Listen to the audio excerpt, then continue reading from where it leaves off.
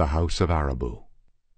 To the house whence no one issues, to the road from whence there is no return, to the house whose inhabitants are deprived of light, the place where dust is their nourishment, their food clay, they have no light, dwelling in dense darkness, and they are clothed like birds in a garment of feathers, where, over gate and bolt, dust is scattered. Babylonian Legend of Ishtar. Has he seen a night spirit? Is he listening to the whispers of them who dwell in darkness? Strange words to be murmured in the feast hall of Naram-Ninub, amid the strain of lutes, the patter of fountains, and the tinkle of women's laughter. The great hall attested the wealth of its owner, not only by its vast dimensions, but by the richness of its adornment. The glazed surface of the walls offered a bewildering variegation of colors, blue, red, and orange enamels set off by squares of hammered gold.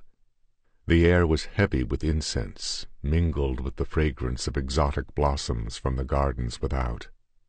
The feasters, silk-robed nobles of Nippur, lounged on satin cushions, drinking wine poured from alabaster vessels, and caressing the painted and bejeweled playthings which Naram-Ninub's wealth had brought from all parts of the East. There were scores of these. Their white limbs twinkled as they danced, or shone like ivory among the cushions where they sprawled. A jeweled tiara caught in a burnished mass of night-black hair, a gem-crusted armlet of massive gold, earrings of carbon jade. These were their only garments. Their fragrance was dizzying. Shameless in their dancing, feasting, and love-making, their light laughter filled the hall in waves of silvery sound. On a broad, cushion-piled dais reclined the giver of the feast, sensuously stroking the glossy locks of a lithe Arabian who had stretched herself on her supple belly beside him. His appearance of sybaritic languor was belied by the vital sparkling of his dark eyes as he surveyed his guests. He was thick-bodied, with a short blue-back beard, a Semite, one of the many drifting yearly into Shumir. With one exception, his guests were Shumirians, shaven of chin and head. Their bodies were padded with rich living, their features smooth and placid. The exception among them stood out in startling contrast. Taller than they, he had none of their soft sleekness. He was made with the economy of relentless nature. His physique was of the primitive, not of the civilized athlete.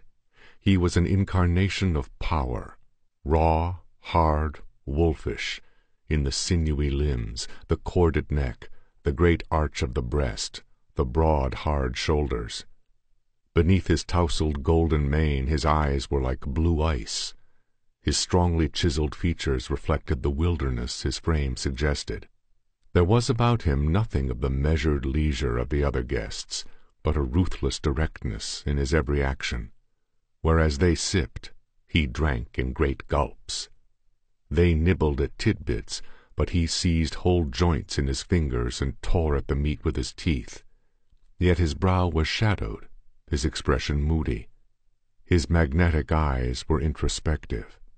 Wherefore Prince Evi-Engur lisped again in Naram-Ninub's ear, "Has the Lord Pyrrhus heard the whispering of night things?" Naram-Ninub eyed his friend in some worriment. "Come, my lord," said he, "you are strangely distraught.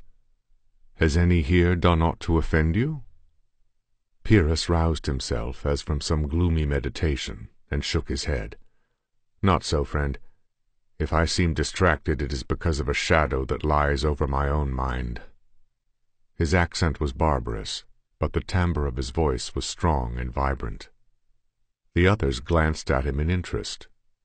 He was Eonatum's general of mercenaries, an Argive whose saga was epic.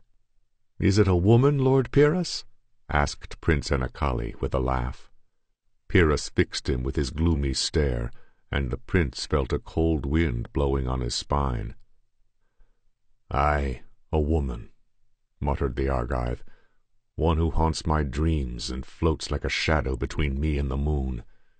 In my dreams I feel her teeth in my neck, and I wake to hear the flutter of wings and the cry of an owl." A silence fell over the group on the dais. Only in the great hall below rose the babble of mirth and conversation and the tinkling of lutes, and a girl laughed loudly, with a curious note in her laughter. "A curse is upon him," whispered the Arabian girl. Naram-Ninub silenced her with a gesture, and was about to speak, when Ibi-Engur lisped, "My lord Pyrrhus, this has an uncanny touch, like the vengeance of a god. Have you done aught to offend a deity?" Naram-Ninub bit his lip in annoyance. It was well known that in his recent campaign against Eric, the Argive had cut down a priest of Anu in his shrine. Pyrrhus's maned head jerked up, and he glared at Ibi-Engur, as if undecided whether to attribute the remark to malice or lack of tact. The prince began to pale, but the slim Arabian rose to her knees and caught at Naram-Ninub's arm. "Look at Belibna." She pointed at the girl who had laughed so wildly an instant before. Her companions were drawing away from this girl apprehensively. She did not speak to them or see them. She tossed her jeweled head, and her shrill laughter rang through the feast hall. Her slim body swayed back and forth, her bracelets clanged and jangled together as she tossed up her white arms. Her dark eyes gleamed with a wild light, her red lips curled with her unnatural mirth. "The hand of Arabu is on her," whispered the Arabian uneasily. "Belibna!" Naram-Ninub called sharply. His only answer was another burst of wild laughter, and the girl cried stridently, "To the home of darkness, the dwelling of Irhala! To the road whence there is no return, O Apsu, bitter is thy wine!" Her voice snapped in a terrible scream, and bounding from among her cushions, she leaped up on the dais, a dagger in her hand. Courtesans and guests shrieked and scrambled madly out of her way, but it was at Pyrrhus the girl rushed, her beautiful face a mask of fury. The Argive caught her wrist, and the abnormal strength of madness was futile against the barbarian's iron thews. He tossed her from him and down the cushion-strewed steps, where she lay in a crumpled heap, her own dagger driven into her heart as she fell.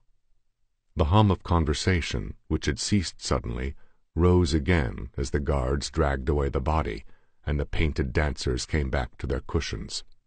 But Pyrrhus turned, and taking his wide crimson cloak from a slave, threw it about his shoulders. "Stay, my friend," urged Naram-Ninub. "Let us not allow this small matter to interfere with our revels. Madness is common enough." Pyrrhus shook his head irritably. "Nay, I'm weary of swilling and gorging. I'll go to my own house." "Then the feasting is at an end," declared the Semite, rising and clapping his hands. "My own litter shall bear you to the house the king has given you. Nay, I forgot, you scorn to ride on other men's backs. Then I shall myself escort you home. My lords, will you accompany us?" "Walk, like common men?" stuttered Prince Urilishu. "By Enlil, I will come. It'll be a rare novelty, but I must have a slave to bear the train of my robe, lest it trail in the dust of the street. Come, friends, let us see the Lord Pyrrhus home, by Ishtar." "A strange man," Ibi-Engur lisped to Libit-Ishbi, as the party emerged from the spacious palace and descended the broad, tiled stair, guarded by bronze lions. "He walks the streets unattended, like a very tradesman." "Be careful," murmured the other. "He is quick to anger, and he stands high in the favor of Eannatum." "Yet even the favored of the king had best beware of offending the god Anu," replied Ibi-Engur in an equally guarded voice. The party were proceeding leisurely down the broad white street, gaped at by the common folk who bobbed their shaven heads as they passed. The sun was not long up, but the people of Nippur were well astir. There was much coming and going between the booths where the merchants spread their wares, a shifting panorama, woven of craftsmen, tradesmen, slaves, harlots, and soldiers in copper helmets. There went a merchant from his warehouse, a staid figure in sober woolen robe and white mantle. There hurried a slave in a linen tunic. There minced a painted hoyden whose short slit skirt displayed her sleek flank at every step. Above them the blue of the sky whitened with the heat of the mounting sun. The glazed surfaces of the buildings shimmered. They were flat-roofed, some of them 3 or 4 stories high. Nippur was a city of sun-dried brick, but its facings of enamel made it a riot of bright color. Somewhere a priest was chanting, "O Babar, righteousness lifteth up to thee its head." Pyrrhus swore under his breath. They were passing the great temple of Enlil, towering up 300 feet in the changeless blue sky. "The towers stand against the sky like part of it," he swore, raking back a damp lock from his forehead. "The sky is enameled, and this is a world made by man." "Nay, friend," demurred Naram-Ninub, "Ea built the world from the body of Tiamat." "I say men built Shumir," exclaimed Pyrrhus, the wine he had drunk shadowing his eyes. "A flat land, a very banquet board of a land, with rivers and cities painted upon it, and a sky of blue enamel over it. By Ymir, I was born in a land the gods built. There are great blue mountains, with valleys lying like long shadows between, and snow peaks glittering in the sun. Rivers rush foaming down the cliffs in everlasting tumult, and the broad leaves of the trees shake in the strong winds." "I too was born in a broad land, Pyrrhus," answered the Semite. "By night the desert lies white and awful beneath the moon, and by day it stretches in brown infinity beneath the sun. But it is in the swarming cities of men, these hives of bronze and gold and enamel and humanity, that wealth and glory lie." Pyrrhus was about to speak when a loud wailing attracted his attention. Down the street came a procession bearing a carven and painted litter on which lay a figure hidden by flowers. Behind came a train of young women, their scanty garments rent, their black hair flowing wildly. They beat their naked bosoms and cried, "Ailanu! Thamus is dead!" The throng in the street took up the shout. The litter passed, swaying on the shoulders of the bearers. Among the high-piled flowers shone the painted eyes of a carven image. The cry of the worshippers echoed down the street, dwindling in the distance. Pyrrhus shrugged his mighty shoulders. "Soon they will be leaping and dancing and shouting, 'Adonis is living!' and the wenches who howl so bitterly now will give themselves to men in the streets for exultation. How many gods are there in the devil's name?" Naram-Ninub pointed to the great ziggurat of Enlil, brooding over all like the brutish dream of a mad god. "See ye the 7 tiers, the lower black, the next of red enamel, the 3rd blue, the 4th orange, the 5th yellow, while the 6th is faced with silver, and the 7th with pure gold, which flames in the sunlight? Each stage in the temple symbolizes a deity. The sun, the moon, and the 5 planets Enlil and his tribe have set in the skies for their emblems. But Enlil is greater than all, and Nippur is his favored city." "Greater than Anu?" muttered Pyrrhus, remembering a flaming shrine and a dying priest that gasped an awful threat. "Which is the greatest leg of a tripod?" parried Naram-Ninub. Pyrrhus opened his mouth to reply, then recoiled with a curse, his sword flashing out. Under his very feet a serpent reared up, its forked tongue flickering like a jet of red lightning. "What is it, friend?" Naram-Ninub and the princes stared at him in surprise. "What is it?" he swore. "Don't you see that snake under your very feet? Stand aside and give me a clean swing at it." His voice broke off, and his eyes clouded with doubt. "It's gone," he muttered. "I saw nothing," said Naram-Ninub, and the others shook their heads, exchanging wondering glances. The Argive passed his hand across his eyes, shaking his head. "Perhaps it's the wine," he muttered. "Yet there was an adder. I swear by the heart of Ymir, I am accursed." The others drew away from him, glancing at him strangely. There had always been a restlessness in the soul of Pyrrhus the Argive, to haunt his dreams and drive him out on his long wanderings. It had brought him from the blue mountains of his race southward into the fertile valleys and sea-fringing plains where rose the huts of the Mycenaeans, thence into the Isle of Crete, where, in a rude town of rough stone and wood, a swart fishing people bartered with the ships of Egypt. By those ships he had gone into Egypt, where men toiled beneath the lash to rear the first pyramids, and where, in the ranks of the white-skinned mercenaries, the Shardana, he learned the arts of war. But his wanderlust drove him again across the sea, to a mud-walled trading village on the south coast of Asia, called Troy, whence he drifted southward into the pillage and carnage of Palestine, where the original dwellers in the land were trampled under by the barbaric Canaanites out of the east. So, by devious ways, he came at last to the plains of Shumir, where city fought city, and the priests of a myriad rival gods intrigued and plotted, as they had done since the dawn of time, and as they did for centuries after, until the rise of an obscure frontier town called Babylon exalted its city god Merodach above all others as Bel-Marduk, the conqueror of Tiamat.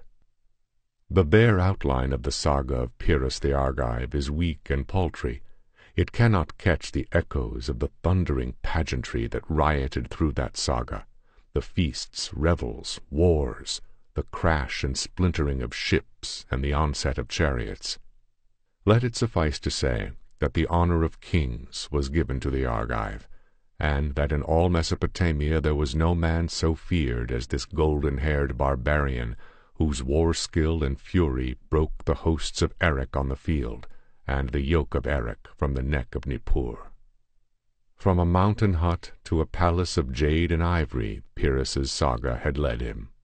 Yet the dim half-animal dreams that had filled his slumber when he lay as a youth on a heap of wolf-skins in his shaggy-headed father's hut were nothing so strange and monstrous as the dreams that haunted him on the silken couch in the palace of turquoise-towered Nippur. It was from these dreams that Pyrrhus woke suddenly. No lamp burned in his chamber, and the moon was not yet up, but the starlight filtered dimly through the casement. And in this radiance something moved and took form. There was the vague outline of a lithe form, the gleam of an eye. Suddenly the night beat down oppressively hot and still. Pyrrhus heard the pound of his own blood through his veins. Why fear a woman lurking in his chamber? But no woman's form was ever so pantherishly supple, no woman's eyes ever burned so in the darkness. With a gasping snarl he leaped from his couch, and his sword hissed as it cut the air, but only the air. Something like a mocking laugh reached his ears, but the figure was gone. A girl entered hastily with a lamp. "Amytis, I saw her. It was no dream this time.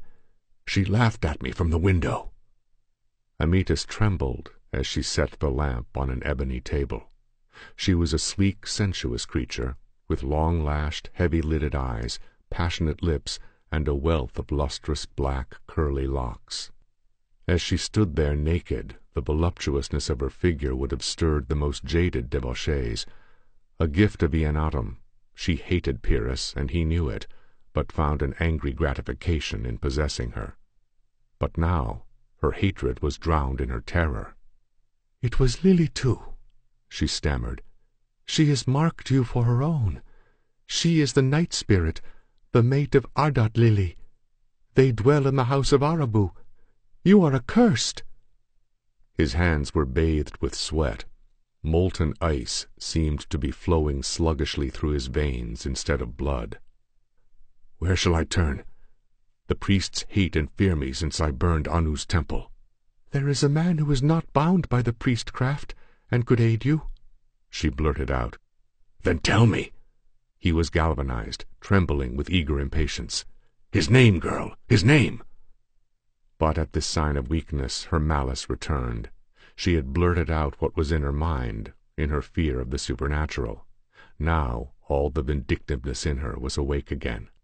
"I have forgotten," she answered insolently, her eyes glowing with spite. "Slut!" Gasping with the violence of his rage, he dragged her across a couch by her thick locks. Seizing his sword-belt, he wielded it with savage force, holding down the writhing naked body with his free hand. Each stroke was like the impact of a drover's whip. So mated with fury was he, and she so incoherent with pain, that he did not at first realize that she was shrieking a name at the top of her voice. Recognizing this at last, he cast her from him, to fall in a whimpering heap on the mat-covered floor. Trembling and panting from the excess of his passion, he threw aside the belt and glared down at her. "Gimilishbi, eh?" "Yes," she sobbed, groveling on the floor in her excruciating anguish. "He was a priest of Enlil until he turned diabolist and was banished. Ah, I faint, I swoon. Mercy, mercy!" "And where shall I find him?" he demanded. "In the mound of Enzu, to the west of the city. Oh, Enlil, I am flayed alive. I perish." Turning from her, Pyrrhus hastily donned his garments and armor, without calling for a slave to aid him. He went forth, passed among his sleeping servitors without waking them, and secured the best of his horses. There were perhaps a score in all of Nippur, the property of the king and his wealthier nobles. They had been bought from the wild tribes far to the north, beyond the Caspian, whom in a later age men called Scythians. Each steed represented an actual fortune.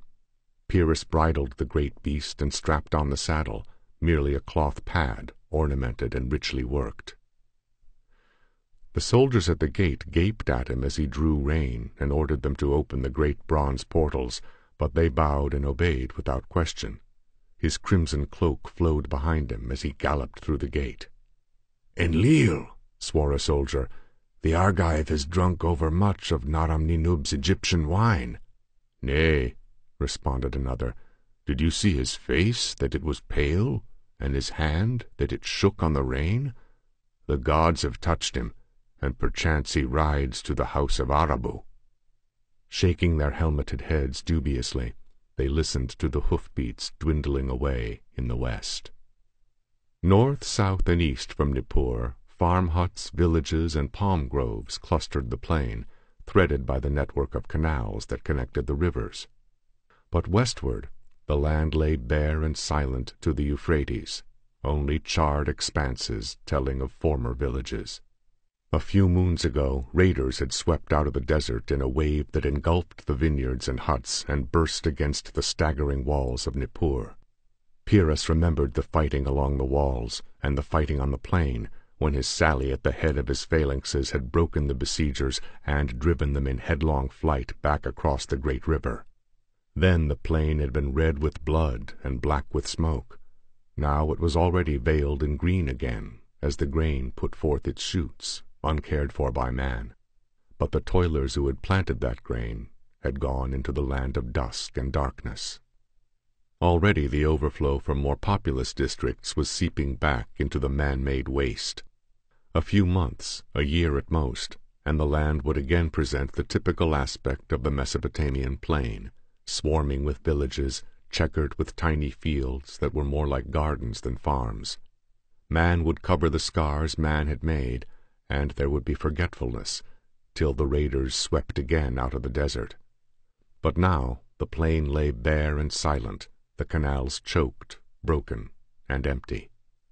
Here and there rose the remnants of palm groves, the crumbling ruins of villas and country palaces.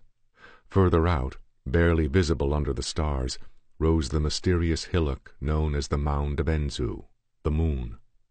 It was not a natural hill, but whose hands had reared it, and for what reason, none knew.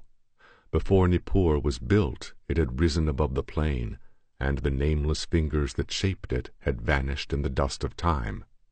To it Pyrrhus turned his horse's head. And in the city he had left, Amytis furtively left his palace and took a devious course to a certain secret destination. She walked rather stiffly, limped, and frequently paused to tenderly caress her person and lament over her injuries.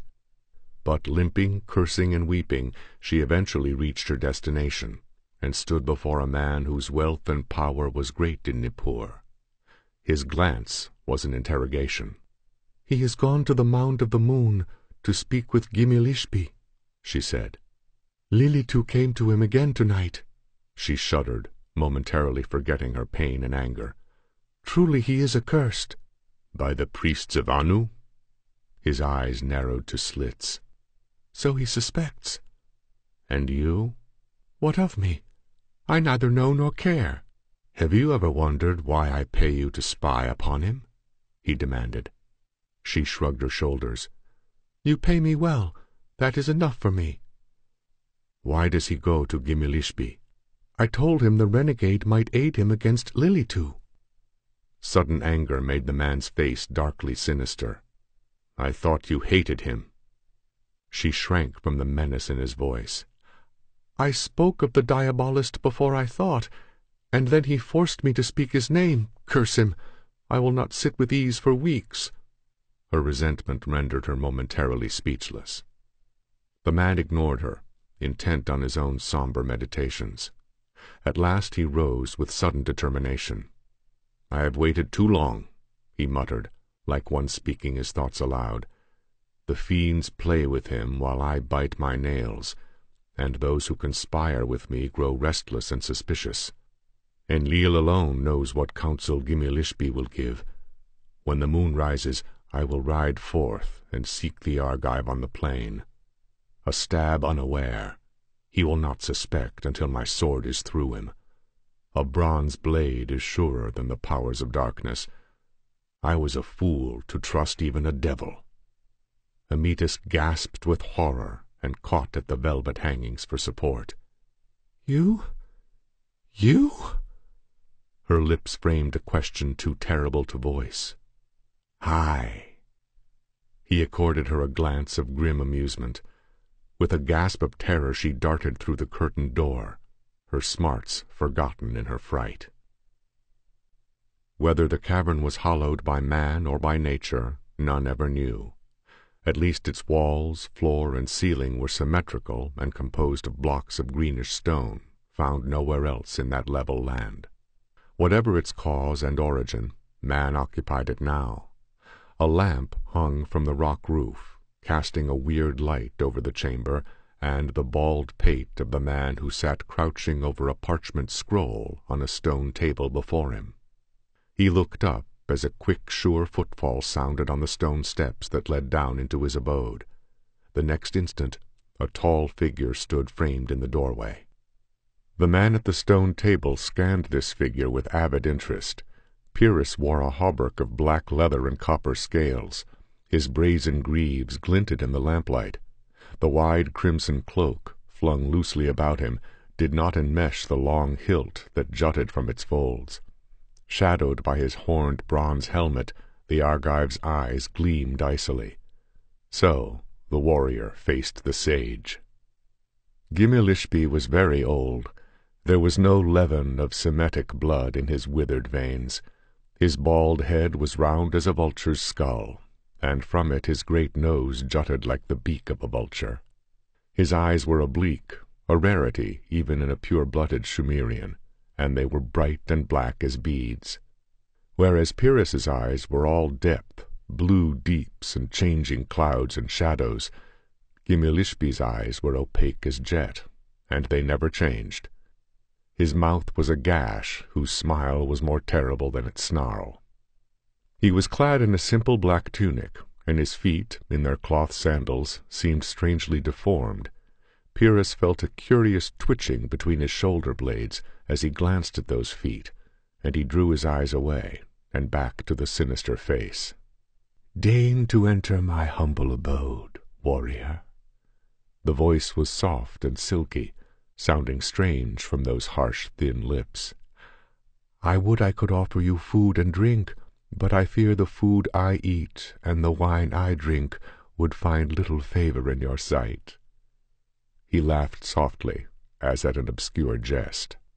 "I come not to eat or to drink, answered Pyrrhus abruptly, striding up to the table. "I come to buy a charm against devils." "To buy?" The Argive emptied a pouch of gold coins on the stone surface. They glistened dully in the lamplight. Gimilishpi's laugh was like the rustle of a serpent through dead grass. "What is this yellow dirt to me? You speak of devils, and you bring me dust the wind blows away." "Dust?" Pyrrhus scowled. Gimilishpi laid his hand on the shining heap and laughed. Somewhere in the night an owl moaned. The priest lifted his hand. Beneath it lay a pile of yellow dust that gleamed dully in the lamplight. A sudden wind rushed down the steps, making the lamp flicker, whirling up the golden heap. For an instant the air was dazzled and spangled with the shining particles. Pyrrhus swore. His armor was sprinkled with yellow dust. It sparkled among the scales of his hauberk. "Dust that the wind blows away," mumbled the priest. "Sit down, Pyrrhus of Nippur, and let us converse with each other." Pyrrhus glanced about the narrow chamber, at the even stacks of clay tablets along the walls and the rolls of papyrus above them. Then he seated himself on the stone bench opposite the priest, hitching his sword belt so that his hilt was well to the front. "You are far from the cradle of your race," said Gimilishpi. "You are the first golden-haired rover to tread the plains of Shumir." "I have wandered in many lands," muttered the Argive, "but may vultures pluck my bones if I ever saw a race so devil-ridden as this, or a land ruled and harried by so many gods and demons." His gaze was fixed in fascination on Gimilishpi's hands. They were long, narrow, white, and strong, the hands of youth. Their contrast to the priest's appearance of great age otherwise was vaguely disquieting. "To each city its gods and their priests," answered Gimilishpi, "and all fools. Of what account are gods, whom the fortunes of men lift or lower? Behind all gods of men, behind the primal trinity of Ea, Anu, and Enlil, lurk the elder gods, unchanged by the wars or ambitions of men. Men deny what they do not see. The priests of Eridu, which is sacred to Ea and light, are no blinder than them of Nippur, which is consecrated to Enlil, whom they deem the Lord of Darkness. But he is only the god of the darkness of which men dream, not the real darkness that lurks behind all dreams and veils the real and awful deities. I glimpsed this truth when I was a priest of Enlil, wherefore they cast me forth. Ha! They would stare if they knew how many of their worshippers creep forth to me by night, as you have crept." "I creep to no man," the Argive bristled instantly. "I came to buy a charm. Name your price and be damned to you." "Be not wroth," smiled the priest. "Tell me why you have come." "If you were so cursed wise, you should know already," growled the Argive, unmollified. Then his gaze clouded as he cast back over his tangled trail. "Some magician has cursed me," he muttered. "As I rode back from my triumph over Eric, my war-horse screamed and shied at something none saw but he. Then my dreams grew strange and monstrous. In the darkness of my chamber, wings rustled and feet padded stealthily. Yesterday a woman at a feast went mad and tried to knife me. Later an adder sprang out of empty air and struck at me. Then this night, she men call Lilitu came to my chamber and mocked me with awful laughter." "Lilitu?" The priest's eyes lit with a brooding fire. His skull face worked in a ghastly smile. "Verily, warrior, they plot thy ruin in the house of Arabu. Your sword cannot prevail against her or against her mate, Ardart Lily. In the gloom of midnight, her teeth will find your throat. Her laugh will blast your ears, and her burning kisses will wither you like a dead leaf blowing in the hot winds of the desert. Madness and disillusion will be your lot, and you will descend to the house of Arabu, whence none returns."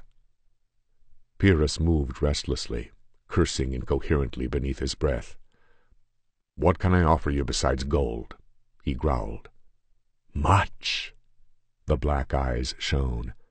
The mouth gash twisted in inexplicable glee. "But I must name my own price after I have given you aid." Pyrrhus acquiesced with an impatient gesture. "Who are the wisest men in the world?" asked the sage abruptly.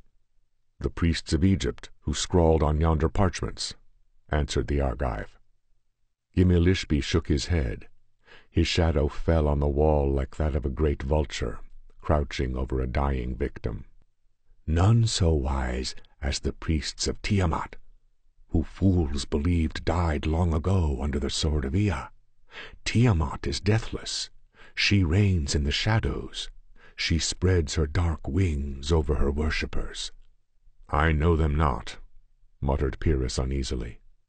"The cities of men know them not, but the waste places know them, the reedy marshes, the stone deserts, the hills, and the caverns. To them steal the winged ones from the house of Arabu." "I thought none came from that house," said the Argive. "No human returns thence, but the servants of Tiamat come and go at their pleasure." Pyrrhus was silent, reflecting on the place of the dead, as believed in by the Sumerians, a vast cavern, dusty, dark, and silent, through which wandered the souls of the dead forever, shorn of all human attributes, cheerless and loveless, remembering their former lives only to hate all living men, their deeds and dreams. "I will aid you," murmured the priest. Pyrrhus lifted his helmeted head and stared at him. Gimilishbi's eyes were no more human than the reflection of firelight on subterranean pools of inky blackness. His lips sucked in, as if he gloated over all woes and miseries of mankind. Pyrrhus hated him, as a man hates the unseen serpent in the darkness. "Aid me, and name your price," said the Argive. Gimilishbi closed his hands and opened them, and in the palms lay a gold cask, the lid of which fastened with a jeweled catch. He sprung the lid, and Pyrrhus saw the cask was filled with grey dust. He shuddered without knowing why. "This ground dust was once the skull of the first king of Ur," said Gimilishbi. "When he died, as even a necromancer must, he concealed his body with all his art, but I found his crumbling bones, and in the darkness above them I fought with his soul as a man fights with a python in the night. My spoil was his skull, that held darker secrets than those that lie in the pits of Egypt. With this dead dust shall you trap Lilitu. Go quickly to an enclosed place, a cavern or a chamber, nay, that ruined villa which lies between this spot and the city will serve. Strew the dust in thin lines across the threshold and window. Leave not a spot as large as a man's hand unguarded. Then lie down as if in slumber. When Lilitu enters, as she will, speak the words I shall teach you. Then you are her master until you free her again by repeating the conjure backwards. You cannot slay her, but you can make her swear to leave you in peace. Make her swear by the dugs of Tiamat. Now, lean close, and I will whisper the words of the spell." Somewhere in the night a nameless bird cried out harshly. The sound was more human than the whispering of the priest, which was no louder than the gliding of an adder through slimy ooze. He drew back, his gash mouth twisted in a grisly smile. The Argive sat for an instant, like a statue of bronze. Their shadows fell together on the wall, with the appearance of a crouching vulture facing a strange, horned monster.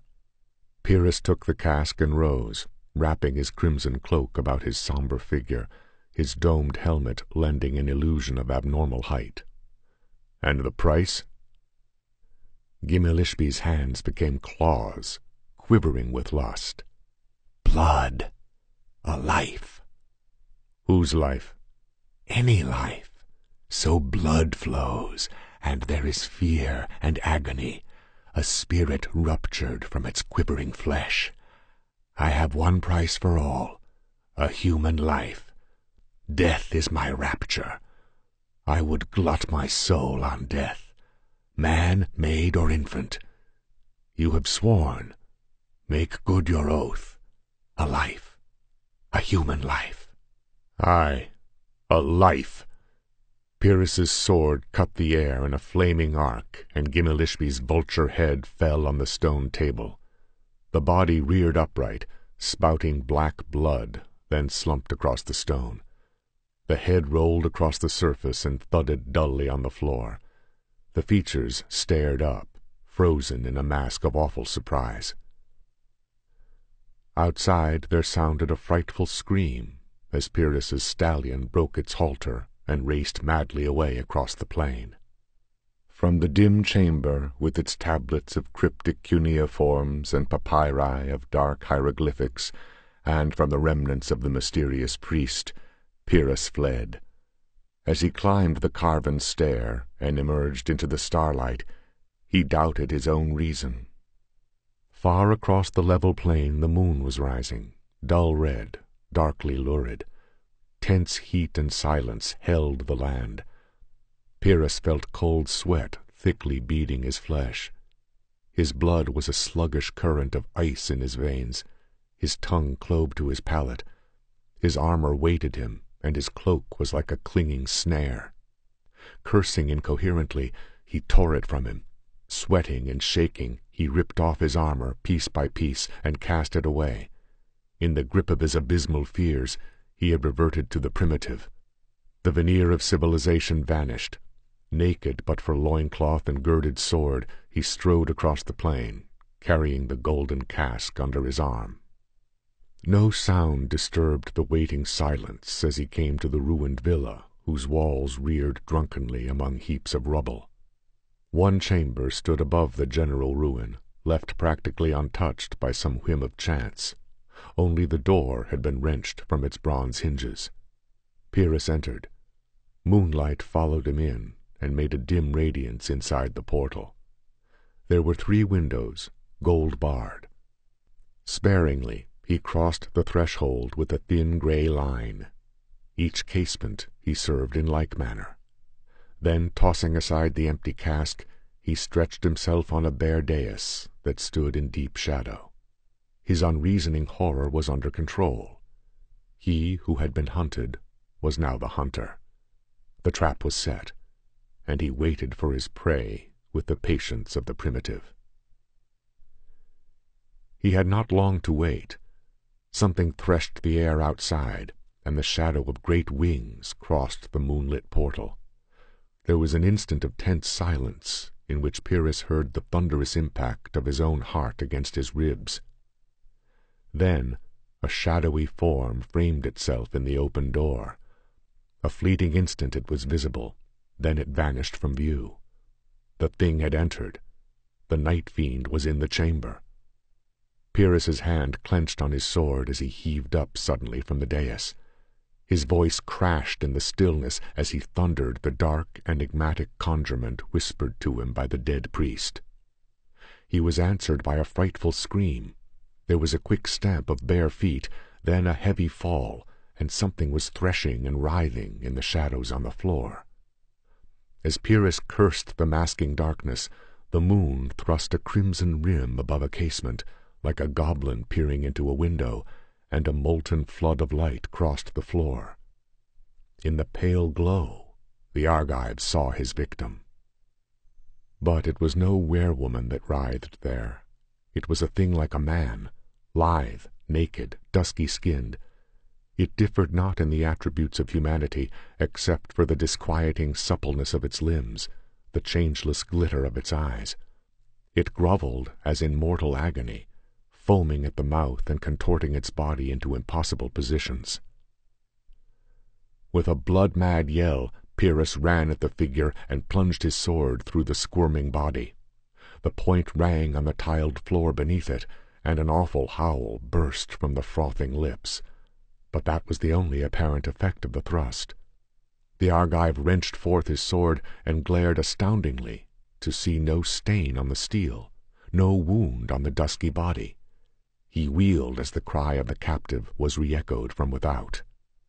Just outside the enchanted threshold stood a woman, naked, supple, dusky, with wide eyes blazing in a soulless face. The being on the floor ceased to writhe, and Pyrrhus's blood turned to ice. Lilitu. She quivered at the threshold, as if held by an invisible boundary. Her eyes were eloquent with hate. They yearned awfully for his blood and his life. She spoke, and the effect of a human voice issuing from that beautiful, unhuman mouth was more terrifying than if a wild beast had spoken in human tongue. "You have trapped my mate. You dare to torture Ardat Lili, before whom the gods tremble. Oh, you shall howl for this. You shall be torn bone from bone, and muscle from muscle, and vein from vein. Loose him. Speak the words and set him free, lest even this doom be denied you." "Words," he answered with bitter savagery. "You have hunted me like a hound. Now you cannot cross that line without falling into my hands as your mate has fallen. Come into the chamber, bitch of darkness, and let me caress you as I caress your lover, thus, and thus, and thus." Ardat Lili foamed and howled at the bite of the keen steel, and Lilitu screamed madly in protest, beating with her hands as at an invisible barrier. "Cease, cease! Oh, could I but come at you! How I would leave you a blind, mangled cripple! Have done! Ask what you will, and I will perform it." "That is well," grunted the Argive grimly. "I cannot take this creature's life, but it seems I can hurt him, and unless you give me satisfaction, I will give him more pain than ever he guesses exists in the world." "Ask, ask!" urged the werewoman, twisting with impatience. "Why have you haunted me? What have I done to earn your hate?" "Hate?" She tossed her head. "What are the sons of men that we of Shuala should hate or love? When the doom is loosed, it strikes blindly." "Then who, or what, loosed the doom of Lilitu upon me?" "One who dwells in the house of Arabu." "Why, in Emir's name?" swore Pyrrhus. "Why should the dead hate me?" He halted, remembering a priest who died gurgling curses. "The dead strike at the bidding of the living. Someone who moves in the sunlight spoke in the night to one who dwells in Shuala." "Who?" "I do not know." "You lie, you slut.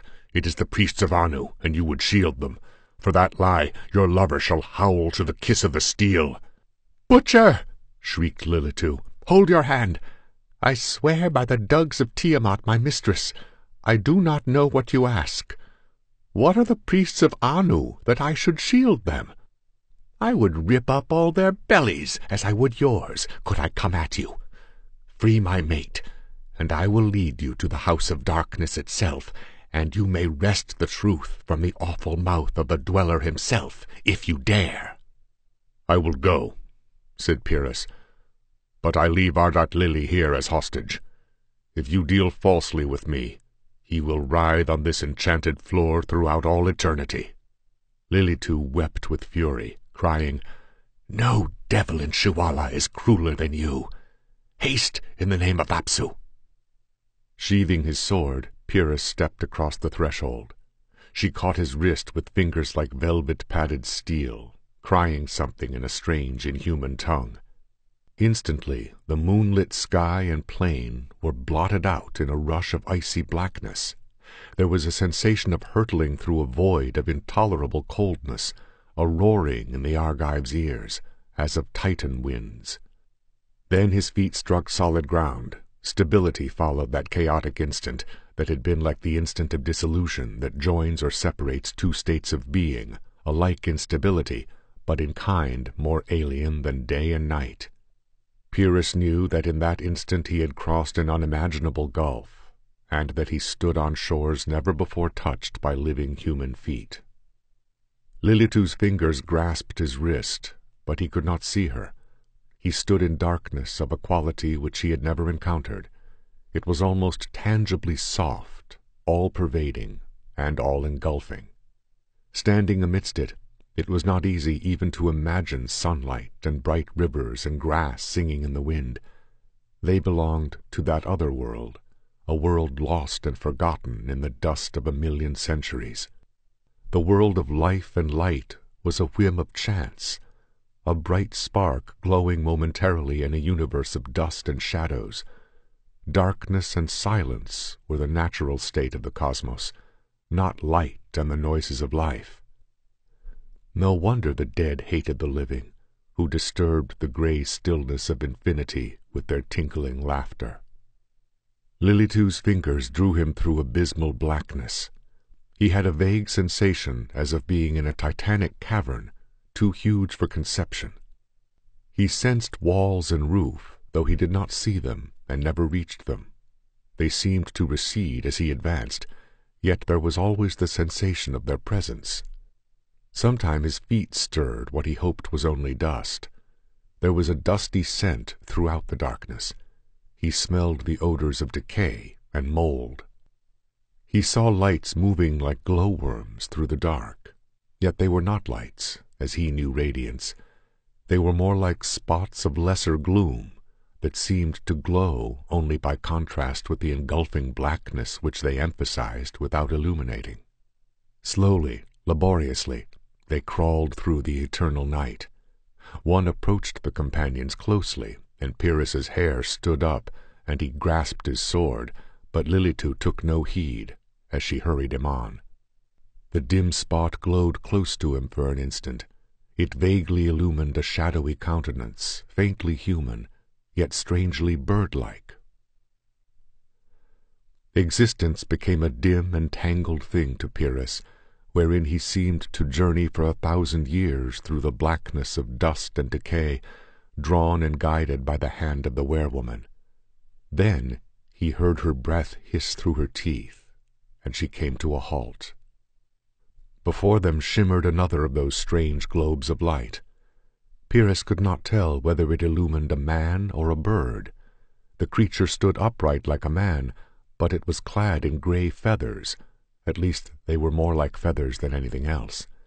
The features were no more human than they were bird-like. "This is the dweller in Shuala, which put upon you the curse of the dead," whispered Lilitu. "Ask him the name of him who hates you on earth." "Tell me the name of mine enemy," demanded Pyrrhus, shuddering at the sound of his own voice, which whispered drearily and uncannily through the unechoing darkness. The eyes of the dead burned redly, and it came at him with a rustle of pinions, a long gleam of light springing into its lifted hand. Pyrrhus recoiled, clutching at his sword, but Lilitu hissed, "Nay, use this," and he felt a hilt thrust into his fingers. He was grasping a scimitar, with a blade curved in the shape of the crescent moon, that shone like an arc of white fire. He parried the bird-thing's stroke, and sparks showered in the gloom, burning him like bits of flame. The darkness clung to him like a black cloak. The glow of the feathered monster bewildered and baffled him. It was like fighting a shadow in the maze of a nightmare. Only by the fiery gleam of his enemy's blade did he keep the touch of it. Thrice it sang death in his ears as he deflected it by the merest fraction. Then his own crescent edge cut the darkness and grated on the other's shoulder-joint. With a strident screech, the thing dropped its weapon and slumped down, a milky liquid spurting from the gaping wound. Pyrrhus lifted his scimitar again, when the creature gasped in a voice that was no more human than the grating of wind-blown boughs against one another. "Naram-Ninub, the great-grandson of my great-grandson. By black arts he spoke and commanded me across the gulfs." "Naram-Ninub!" Pyrrhus stood frozen in amazement. The scimitar was torn from his hand.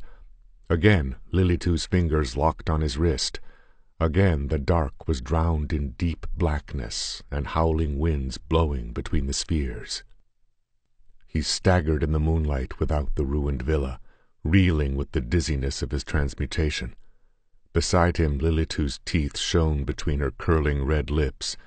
Catching the thick locks clustered on her neck, he shook her savagely, as he would have shaken a mortal woman. "Harlot of hell, what madness has your sorcery instilled in my brain?" "No madness," she laughed, striking his hand aside. "You have journeyed to the house of Arabu, and you have returned.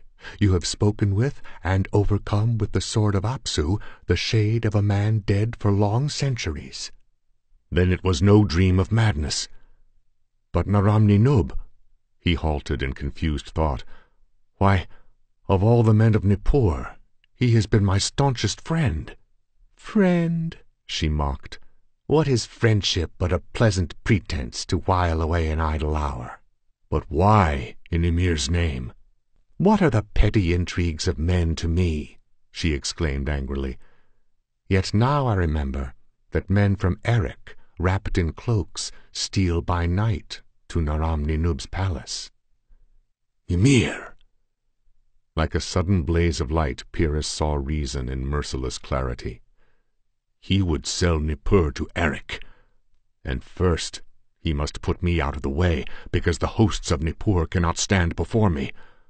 O dog, let my knife find your heart. "Keep faith with me." Lilitu's importunities drowned his fury. "I have kept faith with you. I have led you where never living man has trod, and brought you forth unharmed. I have betrayed the dwellers in darkness, and done that for which Tiamat will bind me naked on a white-hot grid for 7 times 7 days. Speak the words, and free Ardat Lili." Still engrossed in Aram-Ninub's treachery, Pyrrhus spoke the incantation. With a loud sigh of relief, the wereman rose from the tiled floor and came into the moonlight. The Argive stood with his hand on his sword and his head bent, lost in moody thought. Lilitu's eyes flashed a quick meaning to her mate. Lithely they began to steal toward the abstracted man. Some primitive instinct brought his head up with a jerk. They were closing in on him, their eyes burning in the moonlight, their fingers reaching for him. Instantly he realized his mistake. He had forgotten to make them swear truce with him. No oath bound them from his flesh. With feline screeches they struck in, but quicker yet he bounded aside and raced toward the distant city. Too hotly eager for his blood to resort to sorcery, they gave chase. Fear winged his feet, but close behind him he heard the swift patter of their feet, their eager panting. A sudden drum of hoofs sounded in front of him, and bursting through a tattered grove of skeleton palms, he almost caromed against a rider, who rode like the wind, a long silvery glitter in his hand. With a startled oath, the horseman wrenched his steed back on its haunches. Pyrrhus saw looming over him a powerful body in scale mail, a pair of blazing eyes that glared at him from under a domed helmet, a short black beard. "You dog!" he yelled furiously. "Damn you! Have you come to complete with your sword what your black magic began?" The steed reared wildly as he leaped at its head and caught its bridle.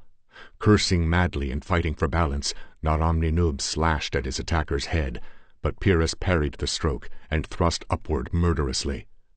The sword point glanced from the corselet and ploughed along the Semite's jawbone. Naram-Ninub screamed and fell from the plunging steed, spouting blood. His leg bone snapped as he pitched heavily to earth, and his cry was echoed by a gloating howl from the shadowed grove. Without dragging the rearing horse to earth, Pyrrhus sprang to its back and wrenched it about. Naram-Ninub was groaning and writhing on the ground, and as Pyrrhus looked, 2 shadows darted from the darkened grove and fastened themselves on his prostrate form. A terrible scream burst from his lips, echoed by more awful laughter. Blood on the night air. On it the night things would feed, wild as mad dogs, marking no difference between men. The Argive wheeled away toward the city, then hesitated, shaken by a fierce revulsion. The level land lay quiescent beneath the moon, and the brutish pyramid of Enlil stood up in the stars. Behind him lay his enemy, glutting the fangs of the horrors he himself had called up from the pits. The road was open to Nippur for his return. His return?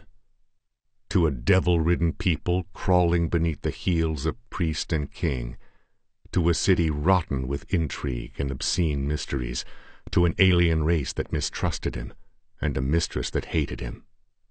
Wheeling his horse again, he rode westward toward the open lands, flinging his arms wide in a gesture of renunciation and the exultation of freedom. The weariness of life dropped from him like a cloak.